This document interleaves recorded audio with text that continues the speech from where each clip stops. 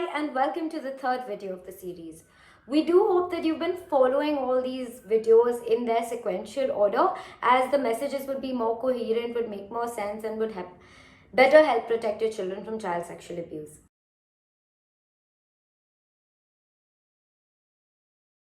As always, we hope you remember that at the end of the last video, and there are only 3 more videos to go, you can download the Google form and we'd be happy to send you the e-certificate. All the resources for the content in this video are in the description box below or in the link in the bio. And do feel free to reach out to us on the email mentioned here. Today, we're going to be talking about the first body safety rule you need to teach your children. This rule is a little long and has a few components, but we'll be breaking it down for you so that you can teach your child accordingly. So this rule states that nobody is allowed to touch, see or talk about your child's private body parts except to keep them safe and healthy. And your child also should not touch, see or talk about anybody else's private body parts.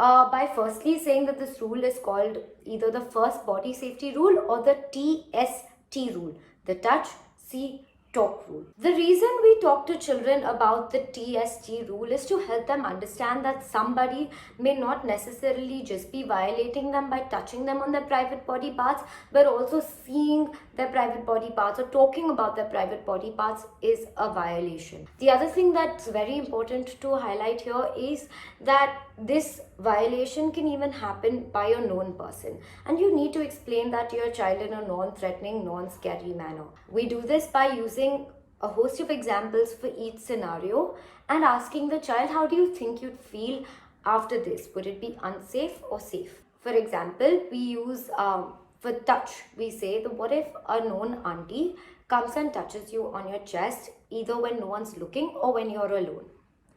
Do you think you'd feel safe or unsafe?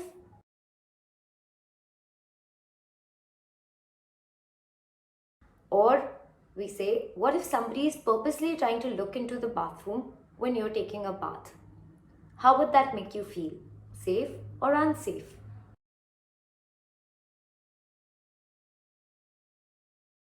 Or we explain the what if a cousin keeps asking you questions about your private body parts? How do you think that would make you feel? Is it safe or unsafe?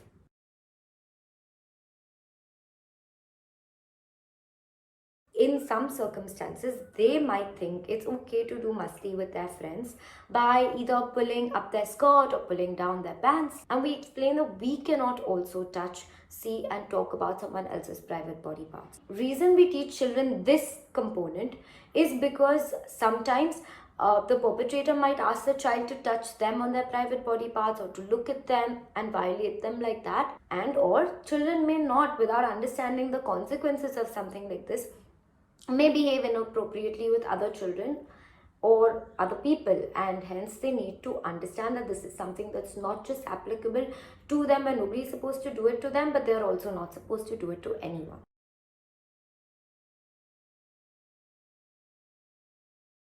We then give them examples of the exception to this rule, which is for their health and safety.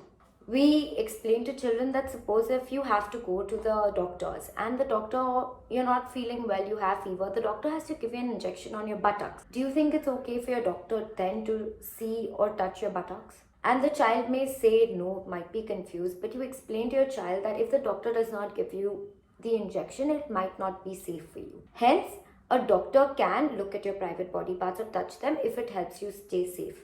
And the important element to this is that a parent, one of the trusted adults of the child, that is you or your partner, needs to be there with them when this is happening. Another example you can give to your child to explain this better is, say if they fracture their hand and they cannot change their clothes or go for a bath, and the mother helps them remove their clothes and looks at their private body parts at that time.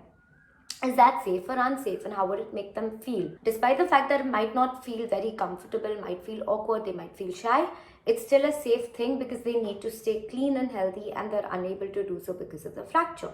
The last example you'd give them is about the teacher teaching them about their private body parts. She is talking to them about private body parts and is that safe or unsafe and how would they feel. And despite the fact that they might feel shy or awkward, it still is safe for them because it's educating them and it's for their health and well-being. So this is how we explain the first body safety rule to our children. We'll be following up with 2 more body safety rules in the coming videos and we hope that you stay tuned. Till then, stay safe and thank you for watching.